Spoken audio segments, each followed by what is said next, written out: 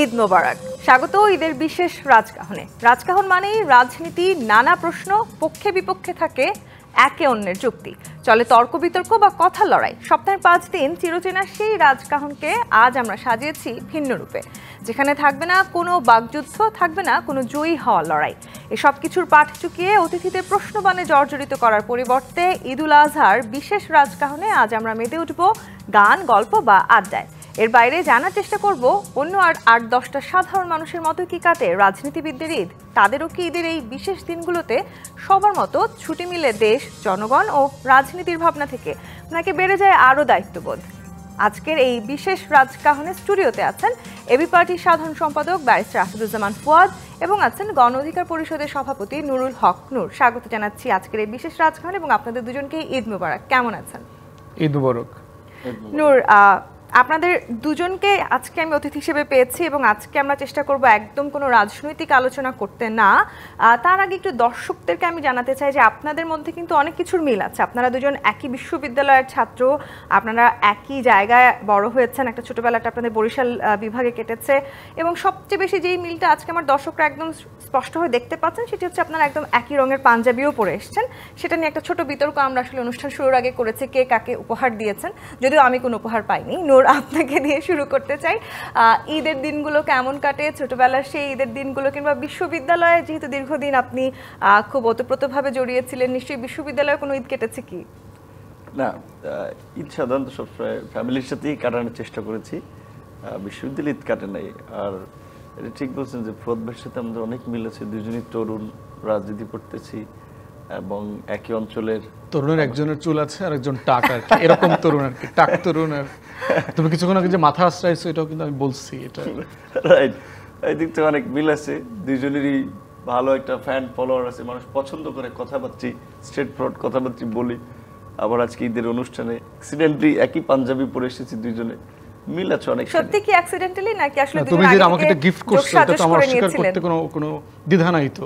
এটা সবাই প্রচুর উপহার পাও, সবাই জানে ফুয়াদ ভাই লন্ডনে ছিল আগে, মানে টাকা পয়সা সবাই যেখানে জমা রাখে, ওখান থেকে দেশে আসছে, নিশ্চয়ই টাকা পয়সা তো আছে, এলাকার বড় ভাই, বিশ্ববিদ্যালয়ের বড় ভাই, সেই সুবাদে এখন বড় ভাই যদি আমাকে দিয়ে বলে যে আমি দিছি, তাহলে সেটা আমার জন্য আরো একটা ভালো সংবাদ।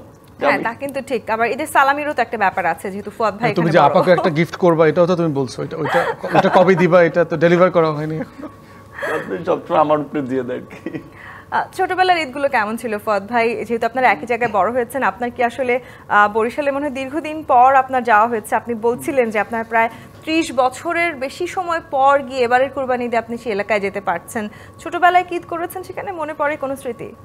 ঈদ করেছি গ্রামে, খুব কম। আমি বাবার চাকরি সূত্রে আপনার জন্ম থেকেই বাহিরে বাহিরে বিভিন্ন জেলায় বড় হয়েছি আর কি। বাট ঈদ করা হইতো, বিশেষ করে কোরবানিটা সবসময় গ্রামে দেওয়া হইতো। দাদি যতদিন বেঁচে ছিলেন এমন হয়েছে, ধরেন আমরা কেউ বাড়িতে যেতে পারি নাই, কিন্তু কোরবানিটা আব্বা বাড়িতে দিয়েছেন, দাদি যে কয়দিন বেঁচে ছিলেন ওই কয়দিন। এখন হচ্ছে বাড়ি আসলে আমাদের ঘরটা হলো তালা দেয়া। তো যেটা হয় যে আম্মা যখন বেড়াতে যায় অথবা বড় ভাই যান, তখন ওইটা ঘরটা খুলে টুলে ধোয়া মোছা করে একজন বুয়া ভাড়া করা হয়। এবং আমাদের এখনও মাটির ঘর, মানে দাদা যে 89, 90, 91-তে একটা ঘর করেছিলেন, এটা গ্রামের লোকজন বুঝবে যে আপনার একটা আর্কিটেকচারাল ডিজাইন বলে আর কি। এটা নুরু বুঝবে যে কাঠ, টিন এবং মাটির বন্ধ বলে। 18 বন্ধের ঘর, 19 বন্ধের ঘর, 21 বন্ধের ঘর, মানে সাইজ আর কি। 28 বন্ধের ঘর বলে আর কি। তো আমাদের 21 বন্ধের একটা ঘর আছে, এটা কাঠ আর টিন দিয়ে করা, দাদার আমলে, ওটাই এখন রয়ে গেছে। আমার বড় ভাই বিয়ে করবার পরে যেটা হয়েছে যে যেহেতু শহরের মেয়ে, ওয়াশরুম টাশরুম, গ্রামে যেটা হয় আমাদের ছোটোবেলায় আমরা ওয়াশরুম তো বাইরে থাকে, অনেক বাইরে, আপনার শুধু বদনাটা হচ্ছে ঘরে উঠানে থাকে। তো ওই বদনাটা নিয়ে হচ্ছে আগে ঘাটে যেতে হয়, ঘাটে নিয়ে পানি নিতে হয়, পানি নিয়ে তারপরে হচ্ছে মর্নিং ওয়াক করে হইলেও ওই বাথরুম ইউজ করতে যেতে হয়। এর আগে পরে যে কত দুর্ঘটনা ঘটে ওইটা তো আজকে আর বলা যাবে না আর কি। তো তারপরে হচ্ছে ভিতরে ওয়াশরুম করছে বাবা, 2টা পাকা ওয়াশরুম আছে ভিতরে, বাট ফ্লোরটা মাটির এখন। তো সেই ঘরটাই রয়ে গেছে এবং আমরা আলোচনা করেছি এই ঘরটা এরকমই থাকবে, এটা আমরা খুব শেকড়ের কাছাকাছি থাকাটা আপনাদেরকে টানে একদম। এবং ওই যে টিন ধসে পড়ে যাচ্ছে, আপনার ওই টিনগুলো হয়তো একটু চেঞ্জ করতে হবে। তারপরে কাঠ যেগুলো আছে, কিছু কাঠের ভিতরে ঘুন পোকা ধরে গেছে, 30 বছর প্লাস হয়ে গেছে। তো এই জন্য গ্রামে ঈদ করেছি এবং ছোটোবেলার ঈদগুলো তো আমাদের মনে আছে যে বাড়িতে বাড়িতে কোরবানি তখন হইতো না, কারণ কোরবানি দেবার মানুষ খুব কম ছিলেন। তো আমাদের যে ঈদগাহটা ময়দান ছিল, ধরেন আমাদের বাড়ি থেকে প্রায় 1.5-2 কিলোমিটার দূরে, ওখানে হচ্ছে ওই মসজিদে নামাজ পড়া হইতো এবং আশেপাশে যত কোরবানি হইতো ওই ঈদগাহ ময়দানেই কোরবানিগুলো হইতো। সবাই গরু নিয়ে ওখানে চলে যেতেন, ওখানে সবাই মিলে ঈদের নামাজ পড়তেন, ওখানেই গরুর গোশত ভাগাভাগি কাটাকাটি হইতো এবং ওই মসজিদের সামনেই আপনার এই যে 1/3 গরিবকে দিয়ে দেওয়া, ওখান থেকেই গোশত 1/3 দিয়ে দেওয়া হইতো। একটা অন্যরকম আবহ ছিল এখনকার ঈদের চাইতে। জি, মানে এখন অনেক কর্পোরেট, কেমন ধরেন শুধু কাপড় চোপড়ের আলোচনা, শপিং এর আলোচনা, ওখানে একটা স্পিরিচুয়ালিটি ছিল। জি নূর, এই যে আপনার রাজনৈতিক জীবনে এত চড়াই উতরাই, সেটি আসলে আমরা সবাই জানি, কিন্তু ব্যক্তি জীবনে আসলে নূর কেমন, পরিবারের সদস্য কয়জন আছেন, কারা আছেন, সেই বিষয়গুলো নিশ্চয়ই জানার খুব আগ্রহ আছে। এই যে আপনি জনপ্রিয়তার কথা বলছিলেন, খুব যেহেতু রাজনীতি করছেন, সাধারণ মানুষ খুব কাছাকাছি যাওয়ার এক ধরনের সুযোগ আপনাদের সবসময় হয়, তারা আসলে কি বলেন যখন তাদের কাছাকাছি যান?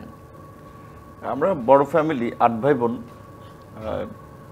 আর আমি বিশেষ করে পড়াশোনার কারণে গাজীপুরেও 2-1টি ঈদ কেটেছে, আর বাকি ঈদগুলো মোটামুটি বরিশালের ওই দিকেই কেটেছে। তো আমি যেহেতু ছোটবেলা থেকে একেবারেই কাদামাটির সাথে মিশে থেকে ওই গ্রামেই বড় হয়েছি, এবং যেটা ফুয়াদ ভাই বলেছে, হ্যাঁ ওইখানে দেখা যায় ছোটোবেলা ঈদের সময় নামাজ পড়তে যাওয়া সবাইকে নিয়ে, এবং নামাজ পড়েই বিশেষ করে কোরবানির সময় গরু কোরবানি দেওয়ার জন্য আমরা তো আর অংশ নিতাম না, কিন্তু দাঁড়িয়ে থেকে দেখার একটা আনন্দ, গরু জবাই করা, এবং গরু জবাই হলে গরুর মগজ আগে বিশেষ করে নিয়ে গিয়ে একটু ভেজে খাওয়া, কিংবা গরুর কাটা হলে ধরেন আত্মীয় স্বজনকে দেখা যায় দাওয়াত করে অনেক সময় রাতে কিংবা পরের দিন দুপুরে, কারণ অনেকের প্রোগ্রাম থাকে। তো তারপরেও ওই দুপুরের অন্তত খাবার অন্তত ফ্রেশ কিংবা একেবারেই তরতাজা গরুর মাংস দিয়ে এমনি একটা আনন্দ থাকে। তারপর আবার আত্মীয় স্বজনের বাসায়, যেহেতু গ্রামের দিকে ইউজুয়ালি অন্তত 3 দিন ব্যাপী কোরবানি হয়ে থাকে, সেই সুবাদে নিজেদের পাশাপাশি আত্মীয় স্বজনের বাসায় যাওয়া, দাওয়াত খাওয়া, এবং সবাইকে আবার নিজের বাসায় দাওয়াত করানো। আর এখন তো আমাদের বিশেষ করে ধরেন হচ্ছে এখনকার প্রেক্ষাপটে সব জায়গায় যাওয়া সম্ভব নয়, কারণ ঈদের সময় আমাদের বাসায় সবাই আসবে, এবং বলা চলে অন্তত 2 দিন ব্যাপী আমাদের নিজেদেরই বাসায় এখন লোকজনকে মানে একটা খাওয়ার দাওয়ার ব্যবস্থা করানো, আশপাশ থেকে আসে এলাকার লোকজন, আত্মীয় স্বজন। কারণ রাজনীতি করার সুবাদে বা ঢাকায় থাকার সুবাদে গ্রামে তো এখন ঈদ এবং কোরবানিতে যাওয়া হয়, হয়তো এখন নির্বাচন কেন্দ্রিক একটা ব্যস্ততার কারণে বা কর্মতৎপরতার কারণে আরও বেশ কিছু সময় যাওয়া হচ্ছে। আবার ধরেন গ্রামে যারা থাকে তাদের আত্মীয় স্বজন কিংবা তারা অনেকে তো ঢাকার বাইরে চাকরি করে, কেউ ঢাকা, চিটাগাং, বিভিন্ন জায়গায়, ঈদের সময় কিন্তু সবাই গ্রামে যায়। সো আমাদেরকেও সচরাচর পায় না, সো আমাদের সাথে একটু গল্প করা, কথা বলা, ঈদের সময় বলা চলে ব্যস্ততার মধ্যে দিয়েই, তবে সেটা আনন্দের। এবং ফদ্দা যেটা বলছে এটা ঠিক, যে আমি মনে করি শহরের চেয়ে গ্রামের ঈদের মধ্যে একটা অন্যরকম অনুভূতি আছে, এবং বলা চলে সেখানে একটা ধর্মীয় যে সেন্টিমেন্টের যে বিষয়টা আমরা বলি কোরবানিত করা আল্লাহ সন্তুষ্ট অর্জনের জন্য, সেটা একটা বিষয় থাকে। পশু কেনার ক্ষেত্রে পশুর কোনো খুঁত আছে কিনা, বা হাদিসে যেভাবে বর্ণনা দেওয়া আছে ওইভাবে মিলিয়ে কিনা, কিংবা আবার কোনো জায়গায় একটা সমস্যা হলে সেটা আবার হুজুরদের পরামর্শ নেওয়া যে এটাতে কোরবানি হবে কিনা। তার মানে আসলে সবভাবে কোরবানি ঈদটা আসলে সবাই বলে যে যারা পরিবারের পুরুষ সদস্য আছে তাদের জন্য অনেক বেশি এক্সাইটিং, সেই ছোটবেলা থেকে আসলে আপনারা সেভাবে অনুভব করেছেন। কিন্তু আমার একটা জিনিস জানতে ইচ্ছা করছে, আপনারা দুজনেই তো আসলে লেখাপড়ার কারণে বা কর্মক্ষেত্রে পরিবারের থেকে অনেক দীর্ঘ সময় আসলে বাইরে ছিলেন, একাও থেকেছেন আপনারা দীর্ঘদিন, দুজনেই তার মানে একটু রান্না করতে জানেন? আমি তো পুরোপুরি রান্না জানি, আর নূর A to Z জানি। ফুয়াদ ভাই তো ধর এটা রান্না জানাটা ফরজ ছিল, কারণ যে দেশের বাইরে ছিল ওইখানে তো এত অ্যাভেলেবেল না। আর আমরাও যেহেতু মেসে ছিলাম, হোস্টেলে ছিলাম, সেই সুবাদে রান্নাবান্না শিখেছি, ভালো হোক বা না হোক। বিশেষ করে পরীক্ষার সময় অনেক সময় দেখা যায় খালা আসতো না, যারা একটু রান্না করার দায়িত্ব ছিল, সেক্ষেত্রে সহজ একটা রান্না শিখে নিয়েছিলাম। শিম, আলু, টমেটো, ডাল, চাল একসাথে মিক্স করে জাস্ট খালি চুলায় আপনার একটু হলুদ মরিচ পরিমাপ করে দিয়ে দিলে খিচুড়ি হয়ে যায় সংক্ষেপে, সাথে একটা ডিম ভাজে। এবং সেটাও নিশ্চয়ই ওই সময় খুব দুর্দান্ত মজা লাগতো খেতে। ওই বিশ্ববিদ্যালয়কালীন সময়টাতে আসলে সব কিছু একটু অন্যরকম থাকে। ফদ ভাই, যে সব ধরনের রান্না পারেন, ঈদে আসলে কখনো রান্না করা হয়েছে, কিংবা রাজনৈতিক বন্ধুদেরকে, পরিবারের মানুষজনদের জন্য নিজের হাতে রান্না করে খাইয়েছেন, এরকম কোনো স্মৃতি আছে? দেশে হয় নাই। এর আগে একটু কোরবানির কথা বলি। গ্রামে গরু কেনার কিন্তু আমাদের কিন্তু হাটে যাইতাম না আমরা। আমার মনে আছে হচ্ছে, যেহেতু প্রতিবেশীরা সবাই সবাইকে চেনে, কোন বাড়িতে কোন গরু বিক্রি হবে ওটা আগেই জানাজানি হয়ে যায়। আচ্ছা। এবং যারা ইউজুয়ালি বাড়িগুলোতে কোরবানি দেয়, যারা গরু বিক্রি করেন, তারা তাদেরকে জানান যে মিয়া ভাই, চৌধুরী সাহেব, ভূয়া সাহেব, আমি গরু কিন্তু একটা বিক্রি করব, দেখতে আইসেন। তো দেখা গেছে যে রমজানের ঈদের পরেই অথবা খেতে টেতেই গরু ঘাস খাচ্ছে না, ওখান থেকেই 4-5 জন মিলে দেখে ঠেকে আসতো, আইসা বাড়িতে আলোচনা করতো দাদারা যে গরু এইটা ওই বয়াতি বাড়ির ওই গরুটা ভাল লাগছে, ওই কুদ্দুসের সাথে গিয়ে কথা বলে দেখ, দরদাম করে গরু নিয়ে আয়। তো ক্ষেত থেকে দেখা যায় তো আপনার টাকা পয়সা দিয়ে গরু নিয়ে আসতো আর কি। তো যে হাটে গিয়ে গরু কেনাটা কিন্তু ছোটোবেলায় দেখি নাই, কখনো দেখি নাই। আবার এমনও হয়েছে, যেমন ধরেন আমার দাদার একটা গাভী ছিল, যেটা আমরা ছোটোবেলায় যেটা দুধ খেয়ে বড় হয়েছি, প্রতিদিন 2.5-3 লিটার দুধ হইতো। এটা একসময় এক্সস্ট হয়ে গেছে, বুড়া হয়ে গেছে, তো এখন এটা বিক্রি করে দিতে হবে। তো আমরা পরিবারের সবাই বলছিলাম কোরবানি যেহেতু দিতে হবে, আমরা এটাই কোরবানি দিই। তো দাদা এটা বললেন যে না, আমার গরু আমি কোরবানি দেওয়া এটা দেখতে পারবো না, আমি এটা সহ্য করতে পারবো না। তো এটা পরবর্তীতে দাদা অন্য বাড়িতে বিক্রি করে দিয়েছে কোরবানির জন্য। আর কোরবানির গোশতের কথা নুরু বলছে যে ভাগাভাগির আগে যেটা হইতো না, জবাই করেই সব বাড়িতে গোশত 1-2 কেজি পাঠিয়ে দেওয়া হইতো, বিশেষ করে হচ্ছে কলিজা, মগজ টগজ, মাথা টাথা মিলায় যেন রান্নাটা কন্টিনিউ করা যায় আর কি। তো এটা একটা বড় মানে আনন্দের জায়গা ছিল, যে কারণ যেন আমাদের বাড়িতে গিয়েই মানে রান্না রেডি, এবং বাড়ি থেকে আরেকজন দৌড়ায় আসতো, এই গোশত কিন্তু রান্না হয়ে গেছে, তাড়াতাড়ি আয় তাড়াতাড়ি আয়। তো কিভাবে ঈদের হাট থেকে মানে ঈদগাহ থেকে তাড়াতাড়ি বাড়ি যাওয়া যাবে, একটা এক্সাইটমেন্ট কাজ করতো যে গোশত রেডি। এবং গ্রামে আমরা মনে আছে যে ওই যে মাটির উপরে হোগলা দিয়া বিছায়, তার উপরে বসে তারপরে খেতে পাটি বলে আমাদের যে হোগল পাতা দিয়ে বানানো যে পাটি, ওই পাটির মাটিতে বিছায় ওটার উপরে বসে খেতাম আর কি।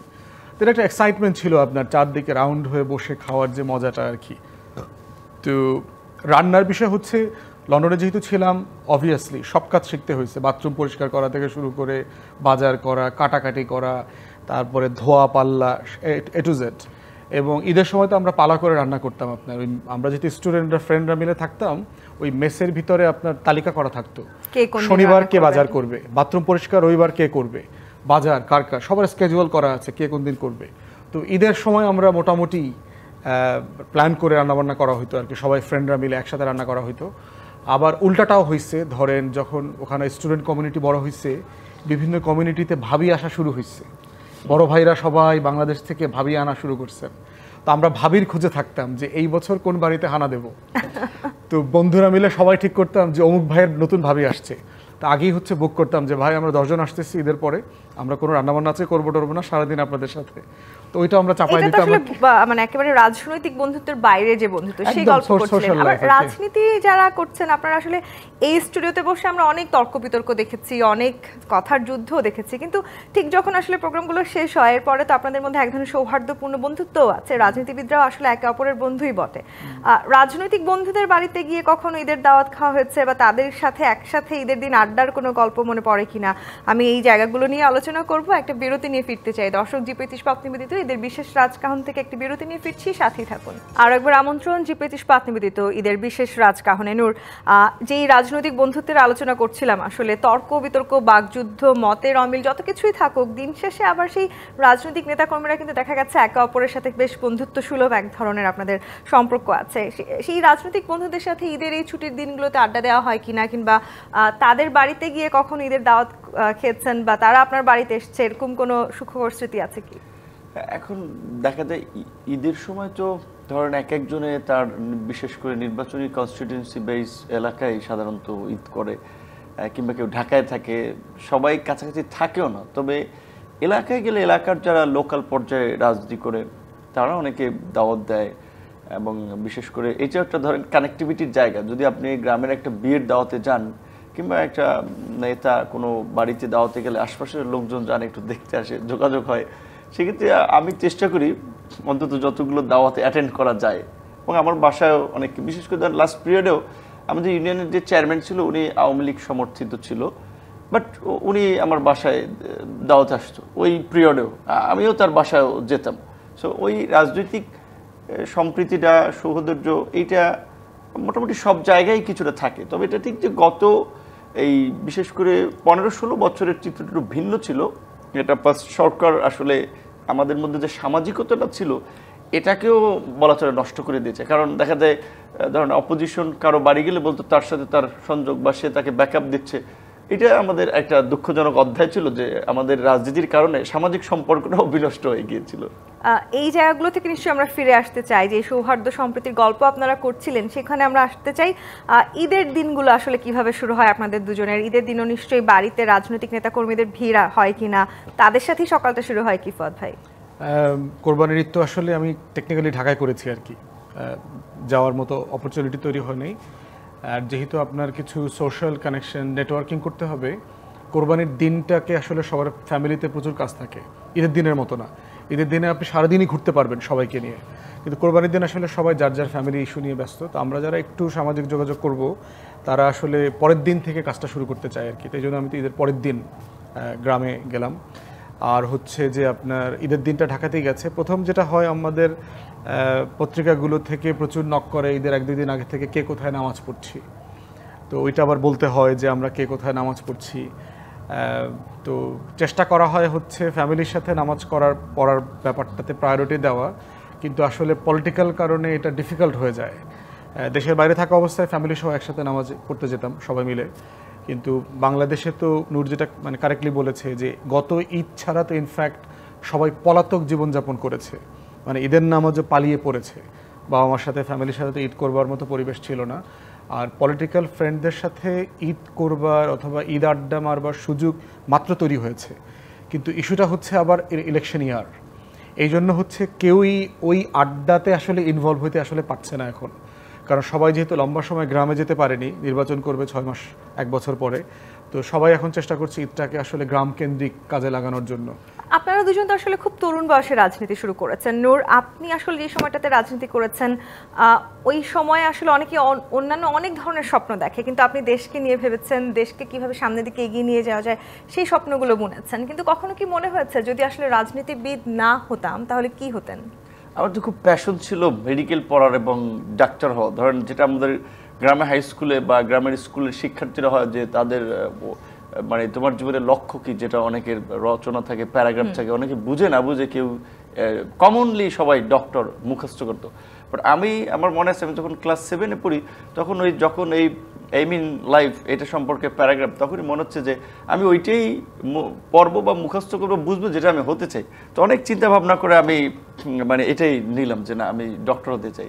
এবং আমি ফার্স্ট টাইম, সেকেন্ড টাইম 2বার গভর্নমেন্ট মেডিকেলে ভর্তির জন্য প্রাণপণ লড়াই করেছি, কিন্তু ওই যে কিছু কথা আছে তো আপনার ভাগ্যে থাকতে হয়। সো খুব কাছাকাছি গিয়ে হেরে গিয়েছি। আর বাস্তবতা হচ্ছে ঢাকা বিশ্ববিদ্যালয়ে পড়বো এটা আমার কল্পনাও ছিল না, কারণ আমার চিন্তা ভাবনা ছিল সরকারি মেডিকেলে না হলেও বেসরকারি মেডিকেলে পড়বো।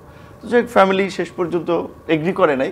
তো নিশ্চয়ই বোধহয় আপনার রাজনীতি না, ঢাকা বিশ্ববিদ্যালয়ে ভর্তি না হলেই, যেমন আপনার এই পুরান ঢাকার যে ন্যাশনাল মেডিকেল কলেজ এবং গণস্বাস্থ্য, এই দুটোতে ভর্তির একটা চিন্তা ভাবনা ছিল। সো সেক্ষেত্রে হয়তো ঢাকা বিশ্ববিদ্যালয়ে ভর্তি না হলে রাজনীতিতে আসা হতো না, আর রাজনীতিতে না আসলে একেবারে নিশ্চিত যে ডক্টর হতাম। আজকে স্টুডিওতে আসা হতো না তাহলে। হ্যাঁ, আজকে নিশ্চয়ই, এবং আমরাও সৌভাগ্যবান যে কারণে আপনাদেরকে আমরা আসলে আমাদের স্টুডিওতে পাচ্ছি। এই যে আসলে আপনি বলছিলেন ঢাকা বিশ্ববিদ্যালয়ের জীবনে একটা বড় পরিবর্তন এনেছে, ফলে আপনার ক্ষেত্রেও কি তাই? জীবনে একটা বড় পরিবর্তন কি ঢাকা বিশ্ববিদ্যালয় এনেছে? যদিও আপনার ঢাকা বিশ্ববিদ্যালয়ের সময়টা একটু কম, আমি যতটুকু জানি। আপনি ঢাকা বিশ্ববিদ্যালয়ে পড়াকালীন সময়ে দেশের বাইরে চলে গেছেন, সেখানে আপনি ব্যারিস্টারি পড়েছেন। ব্যারিস্টারি পেশার সাথে আসলে এই রাজনৈতিক পেশা দুটো একসাথে কিভাবে চলছে? খুব মিল আছে, এবং এটা সারা দুনিয়াতেই আপনি দেখবেন যে যদি একক পেশা ধরেন, উন্নত বিশ্বতে আপনার আইনজীবীদের রাজনীতি করবার হার সবচেয়ে বেশি। বাংলাদেশও এটা একসময় বেশ ডমিনেন্ট ছিল। ব্যবসায়ীরা রিসেন্টলি গত 20-30 বছরে প্রচুর কাঁচা টাকা নিয়ে এসে আমাদের রাজনীতিটাকে নষ্ট করে দিয়েছে। তো এটা খুবই ওয়েল কানেক্টেড। একটা কানেকশনের বড় জায়গাটা হচ্ছে যে রাষ্ট্র কীভাবে চলবে সেজন্য আপনাকে নীতিমালা তৈরি করতে হয়, আইন তৈরি করতে হয়, বিধি তৈরি করতে হয়, এবং সেটাকে জবাবদিহিতার আওতায় আনতে হয়। সেটার জন্য আপনাকে সংসদে তর্ক করতে হয়, বিতর্ক করতে হয়, এবং আপনাদের মতো প্ল্যাটফর্মে এসে একটা জবাবদিহিতার জায়গা তৈরি করতে হয়। তো সেই জায়গাটাতে আপনার আইনজীবীরা হচ্ছে মোস্ট সুইটেড প্রফেশনালস, যারা আসলে এই বিষয়টা প্রতিদিন হ্যান্ডেল করে, যে আইনের কোন জায়গাটা আসলে ডিল করতে হচ্ছে অথবা হচ্ছে না, এবং কেন করা দরকার। এবং আমরা গ্রাসরুট পলিটিক্স করবার কারণে যেটা হয়েছে যে কেন একটা আইন করলেই শুধুমাত্র এই মানুষগুলোর ভাগ্য পরিবর্তন সম্ভব। যেমন ধরেন নারীর ক্ষমতায়নের কথা বলা হচ্ছে, কিন্তু সেটা কিভাবে করবেন? বলা হচ্ছে এমপি সংখ্যা বাড়াইতে হবে, কেউ বলছে যে এমপিকে সংরক্ষিত না রেখে আপনার তাকে নির্বাচন করে নিয়ে আসতে হবে। এই তর্কটাকে রাজনৈতিক কর্মীরা যেমন করছে, বাস্তবায়ন করতে কিন্তু আবার আইন দরকার, চেঞ্জ দরকার, সংস্কার দরকার। সেটার জন্য আবার লয়াররাই হচ্ছে এই আইনটাকে ড্রাফট করবে।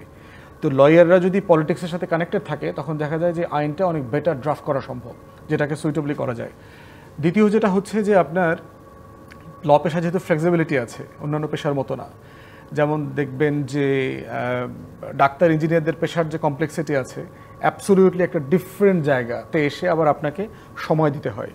আপনি যেন দেখবেন যে আইনজীবীরা পার্লামেন্ট পলিটিক্স সব করে প্র্যাকটিসে থাকে, কিন্তু ডাক্তার ইঞ্জিনিয়ার পলিটিক্স করতেছে কিন্তু আবার ফুল টাইম ডাক্তারিও করে, ভেরি রেয়ার।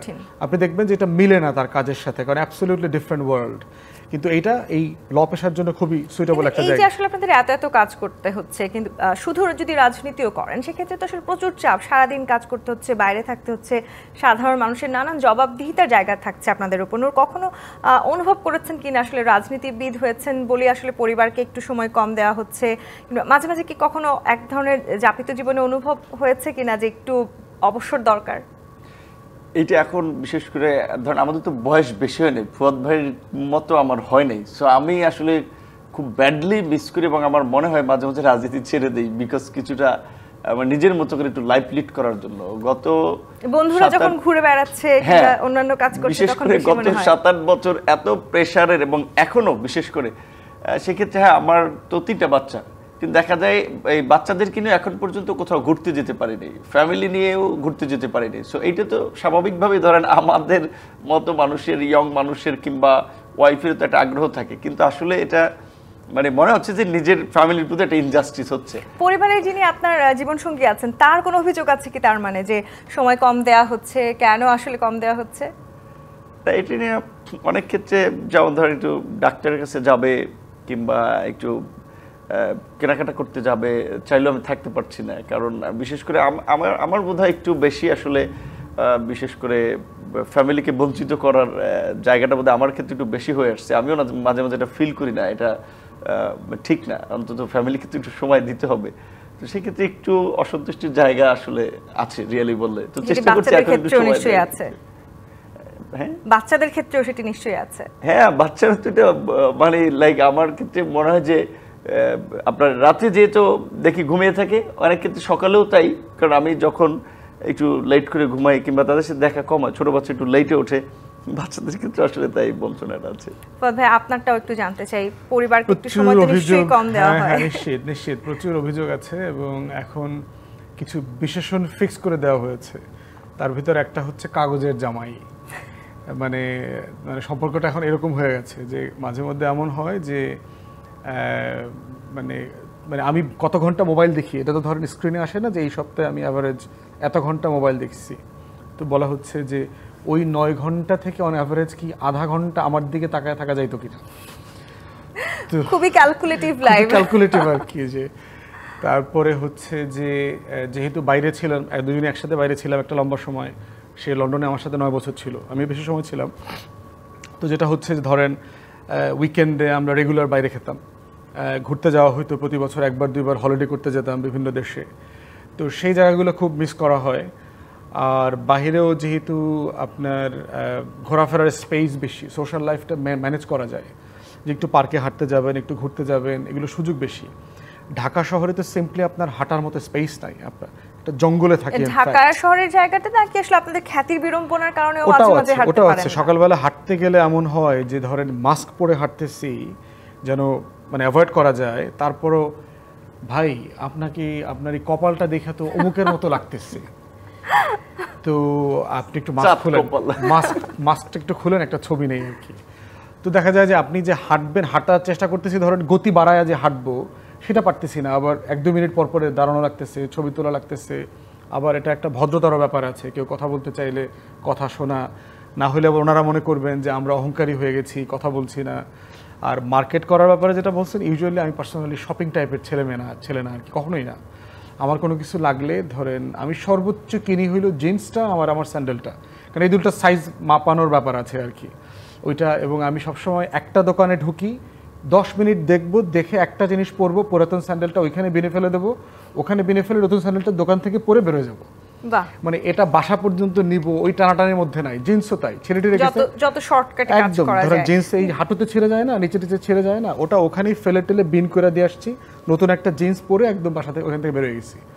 তো কেনাকাটাতে হলে একদম ভেরি শার্পস, একদম ভেরি সুইফট। আর বাকি কেনাটা হচ্ছে আমার বস করে আর কি, পুরোটা বাড়িতে যিনি বস আছেন। হ্যাঁ, বুঝতে পেরেছি আমরা। নূর, এই যে খ্যাতির বিড়ম্বনার কথা বলছিলেন, আপনাকেও তো আসলে আপনি তো একেবারে বিশ্ববিদ্যালয়ে খুব জনপ্রিয়, এর বাইরে গিয়েও আপনি জনপ্রিয়। তার মানে ছোটবেলা থেকেই কি সেই খ্যাতিটা আপনার খুব অনুভূত হচ্ছে, মজা লাগছিল, নাকি আসলে মাঝে মাঝে একটু ভয়ও হচ্ছিল যে আসলে কেন এত দায়িত্ব নিলাম? না, এটা তো ওই ফদলুসের লাস্ট ইয়ার আগে, এই চেঞ্জের আগে তো আসলে ওই আপনার আমি কোথাও ব্যক্তিগত কাজে গেলে একটা আতঙ্ক, অজানা আতঙ্ক, খ্যাতি এনজয় করারও পরিবেশ ছিল না। যে ডিবি আসলো না, পুলিশ আসলো নাকি সরকারি দলের লোকজন আসলো, আমার দিকে কেউ তাকালো। যে ফুয়াদ ভাই বলছে যে সে একটু চেনা চেনা লাগে, ওইভাবে একটু তাকাচ্ছে। আমি চিন্তা করছি যে তারা কি দেখতেছে যে আমি এখানে আছি, আমাকে ফলো করতেছি কিনা হামলা টামলা করার জন্য। সো এইটা একটা আতঙ্কের মধ্যেই রীতিমতো ছিল। এখন তো কিছুটা স্বাচ্ছন্দ্যে স্বস্তিকরভাবে বের হতে পারছি, যাচ্ছি। হ্যাঁ, এটা একটা ভালো লাগারও, খ্যাতির বিড়ম্বনা হলে ভালো লাগা, যে মানুষের সাথে যে কথা বলছি, ছবি তুলছি। তবে হ্যাঁ, অনেক ক্ষেত্রে হয়, যেমন আপনার প্রোগ্রামে আসবো 5 মিনিট সময় আছে, একটু তাড়াহুড়া, কিন্তু দেখা যাচ্ছে একটা লোক হাত ধরে টান দিছে, ভাই কেমন আছেন, একটা ছবি তুলবে। তো সেই ক্ষেত্রে অনেক ক্ষেত্রে প্রয়োজনীয় কাজও দেখা যায় একটু দ্রুত করতে গেলে হয় না। তো এই মানুষের ভালোবাসাগুলোই সব।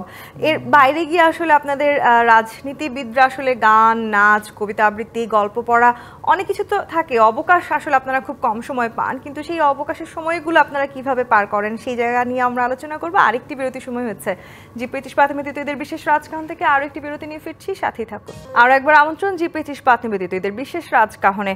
ফুয়াদ ভাই, এই যে আসলে রাজনৈতিক তর্ক বিতর্কের বাইরে গিয়েও তো একটা জীবন থাকে, এবং সেই জীবনে মাঝে মাঝে তো একটু অবসর প্রয়োজন হয়। সেই অবসরগুলো কিভাবে পার করেন? আমি জানি যে আপনি স্কুল কলেজ লাইফে সম্ভবত ডিবেট করেছেন, সেই তর্ক, সেই যুক্তি, সেই বিতর্কটা একটু অন্য রকমের ছিল।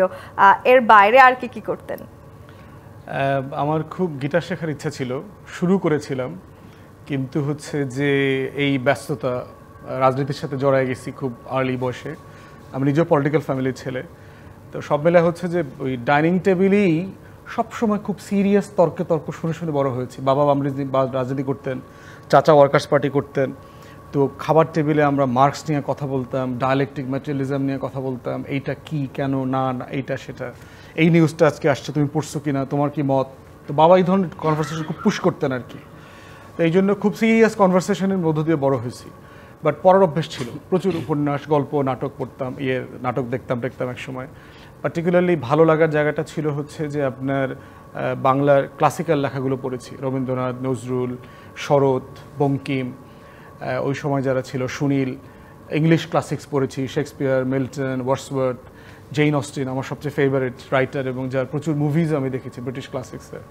অস্টিনের যতগুলো মুভি আছে সবগুলো দেখেছি আর কি। তো এর বাইরে হচ্ছে বিখ্যাত উপন্যাস, বই যেগুলো গুরুত্বপূর্ণ। পার্টিকুলারলি আমার ইন্টারেস্ট থাকে হচ্ছে হিস্ট্রি, পলিটিক্স এবং সোসাইটির ডিবেটগুলোকে যেভাবে যারা শেপ করে আর কি। সেই জায়গাগুলো অবসর জীবনটাও কোনো না কোনো ভাবে গিয়ে সেই রাজনীতিতেই আটকে যাচ্ছে। হ্যাঁ, মানে ওই সিরিয়াস বিষয়গুলো ধরেন মুভি দেখতেছি, বাট মুভিটাও খুব রিভিউ করে মুভি দেখি। মানে ধরেন ওই চল ছাইয়া টাইপ গান, ওগুলো, অথবা ওই মুভি দেখা, ওগুলো না।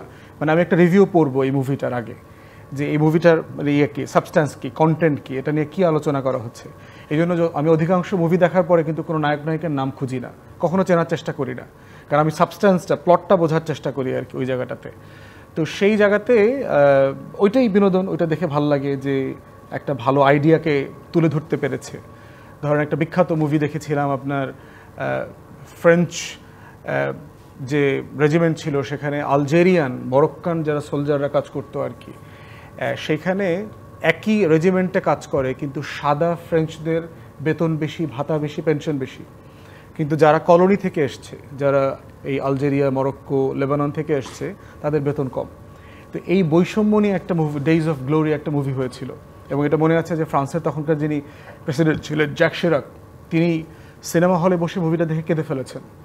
এবং উনি এর পরবর্তীতে আইন পরিবর্তন করেছেন। তার মানে কোনোভাবেই আসলে রাজনীতিবিদদেরকে আমরা রাজনীতির বাইরে আসলে নিয়ে আসতে পারছি না, বিষয়টা কি খানিকটা সেরকম? মানে বাইরে কিছু না তো, যেমন আপনি আজকে কি বলছেন, কি পড়ছেন, কোন দোকানে যাচ্ছেন, কোন পার্লারে যাচ্ছেন, একই পার্লারে কেন গত বছর আপনি কত টাকা দিয়ে সাজুগুজু করতে পেরেছেন আর এই কোরবানিতে কত টাকা দিয়ে সাজুগুজু করেছেন, এটার সাথে কিন্তু ট্যাক্স বাড়া, ভ্যাট বাড়া, বাজেট এর সম্পৃক্ততা আছে। আপনারা যে সকল রং মাখছেন এগুলো কতটুকু ক্যান্সারাস, এটার সাথে হাইজিন কতটুকু আছে না আছে, এই বিতর্কগুলো রাষ্ট্রের কোন জায়গাতে এটাকে নিয়ন্ত্রণ করতে হবে, প্রত্যেকটার সাথে আসলে পলিটিক্স জড়ায় গেছে রাষ্ট্র, এর বাইরে কিছু নাই। একটু পলিটিক্সের বাইরে যেতে চাই, আপনি অন্তত পলিটিক্সের বাইরে গিয়ে নাচ গান বা এই ধরনের কোনো কিছুর সাথে আপনাকে সবচেয়ে বেশি আকৃষ্ট করে কোনটা? আমি আসলে এটা বেরসিক মানুষ ছাত্র জীবনে। তোমার প্রেমের ব্যাপারে তো ক্যাম্পাসে প্রচুর কথা প্রচলিত ছিল, তোমার প্রেম একটু সেই গল্পটাও আমরা একটু জানতে চাই। না, এই গল্পটা কিন্তু আমরা আসলে একটু জানতে চাই। মানে রাজনৈতিক আলাপ আমরা অনেক করি প্রতিনিয়ত, একটু ব্যক্তিগত জীবন নিয়ে যদি একটু আলোচনা করা যায়, যদি সেই সুযোগ থাকে, আপনার অনুমতি থাকে, বিয়েটা আসলে কিভাবে হয়েছিল, যে প্রেমের গল্প ফুয়াদ ভাই বলছিলেন? বিশ্ববিদ্যালয়ে পড়ার সুবাদে বা বিশ্ববিদ্যালয় থেকে বন্ধু বান্ধব তো থাকি, তাদের সাথে একটা আড্ডা গড়ে ওঠে। তবে আমি ওই যে বলছি যে কিছুটা ওই মেডিকেলের প্রতি প্যাশন থেকে একটু পড়াশোনার দিকে বেশি মনোযোগ দিতে গিয়ে অন্যদিকে কম সুযোগ দিয়েছি। তবে স্কুল লাইফে কবিতা আবৃত্তিতে, স্পোর্টসে অংশ নিতাম, দেশাত্মবোধক গানে অংশ নিতাম। তার মানে গান গাইতে পারেন না? বলছি গ্রামে তো অত খুব প্রশিক্ষিত ওইভাবে ছিল না। ন্যাচারালি ধরেন ওই সিরাজদৌল তো আমরা স্কুলে সবাই করছি না। তারপর আবারও বিশ্ববিদ্যালয়ে যখন আমি পটুয়াখালী বিজ্ঞান ও প্রযুক্তি বিশ্ববিদ্যালয়ে ছিলাম, সেখানে একটা মানে ফার্স্ট ইয়ারই নবীন বরণ আর কি, যদিও বাট একটা নাটকও করেছিলাম, খুব ফেমাস হয়েছিল। তো ওই জায়গা থেকে কিছু কিছু মানে অনেক ধরনের গুণে আপনি গুণান্বিত। বিয়ের গল্পটাও শুনতে চাই আমরা, এগিয়ে যাওয়ার চেষ্টা করছেন আমরা বুঝতে পারছি, কিন্তু একটু আমরা জানতেই চাই আসলে এটা কি পারিবারিক ভাবে হয়েছিল নাকি কিভাবে হয়েছিল? আমার বোন এবং বলা চলে আমার পছন্দ ছিল এবং ফার্স্ট ইয়ারই ছিল, কিন্তু ইন্টারেস্টিং বিষয় হচ্ছে আমার রুমমেটরাও জানতো না যে আমি বিয়ে করেছি, এবং এইটা জানে আই থিঙ্ক 18তে ইভেন। বিশেষ করে থাকতে বিয়ে করছো? হ্যাঁ, এটা মানে পারিবারিকভাবে আর কি কিছুটা বলা চলে, অত খুব মানে একেবারে বড় পরিসরে না, পারিবারিকভাবে ছোট অ্যারেঞ্জমেন্টের মধ্যে দিয়ে যেটা বলে আর কি প্রাথমিক কাজ সেরে নেওয়া, পরবর্তীতে অনুষ্ঠান করবে, কিন্তু ওইভাবে কোনো রিস্ক না রেখে না। কিন্তু ইন্টারেস্টিং বিষয় হচ্ছে আমিও না কারণ এখন সবাই পড়াশোনার মধ্যে আছি, ওটা মানে এক্সপোজ করা হয় নাই। যাই হোক, অনেক পরে জানছে সেটা আর কি সবাই। তো সেখান থেকে আর কি বলা চলে যে বিশেষ করে যেই সময়টাতে মানে একটু এই আড্ডা গান বা বিভিন্ন ক্ষেত্রে এগুলোর আর একটু সময় দেওয়া হবে বা এগুলো একটু ব্যস্ত থাকা, তোমার রোমান্টিক লাইফটাই নষ্ট করে দিয়েছে, তাই বলার চেষ্টা করতেছে বিয়ের মাধ্যমে। এটা আসলে পরিস্থিতি, এটা প্ল্যান করা হয়নি, এটা পরিস্থিতি। বিশেষ করে এই কোটা সংস্কার আন্দোলন 2018-তে যুক্ত হওয়ার পর অত্যন্ত একটা প্রতিকূল পরিস্থিতির মধ্যে দিয়ে যাওয়া, আর নরমাল লাইফে আসলে আর ব্যাক করার সুযোগ হয় না। ফুয়াদ ভাইয়ের বিয়েটা কিভাবে? আপনি বলছিলেন যে আপনারা দীর্ঘদিন একসাথে বিদেশেও থেকেছেন। বিয়ে হচ্ছে পুরোটা অ্যারেঞ্জ ম্যারেজ। ছুটিতে দেশে আসছে আপনার 2010-এ। আসার পরে হচ্ছে যে বাবা মা প্রচণ্ড প্রেশার দিচ্ছে, তো মেয়ে দেখা দেখির ব্যাপারটা পর আসছে। তো আমি দুই জায়গাতে বলেছি কোথায় মেয়ে আছে খোঁজখবর দেন, তো 2টা সিভি আসছে আর কি তখন ইমিডিয়েটলি আর কি। এবং ছুটি হলো 4 সপ্তাহ 5 সপ্তাহ ছুটি, বুঝতেই পারছেন আমাকে এর ভিতরে সব কাজ সারতে হবে আর কি। তো 2টা সিভি আসছে, বাবা মাকে সিভি 2টা জমা দিছি যে এরকম দুইটা সিভি দিচ্ছে, এখন তোমরা দেখো কাকে দেখবো, 2টা দেখতে পারবো না, একটাই দেখবো এবং এখানেই বিয়ে করবো এবং তোমাদেরকে এখনই সিদ্ধান্ত দিয়ে দিতে হবে। তো প্রথমে বলছে ঠিক আছে তাহলে এইখানে দেখো। তো এখানে দেখলাম বেলি রোডে আপনার একটা রেস্টুরেন্টে মেয়ে পক্ষ তার লোকজন নিয়ে আসছে, আমিও গেছি। তো কথাবার্তা বললাম, ভাবি গেছে, তো মা আর ভাবি মিলে দেখা দেখে জিজ্ঞেস করছে তোমাদের পছন্দ হয়েছে? ঠিক আছে চলো। তার মানে খুব হুটহাট করে, মানে খুবই আর কি মানে কোনো জটিলতা ছিল না এর ভিতরে আর কি। আর আমিও আমার সিচুয়েশন, ফাইন্যান্সিয়াল সিচুয়েশন, স্ট্রাগল, আমার তখন প্রচুর লোন, স্টুডেন্ট লোন, লেখাপড়া শেষ করেছি মাত্র, ব্যাংক।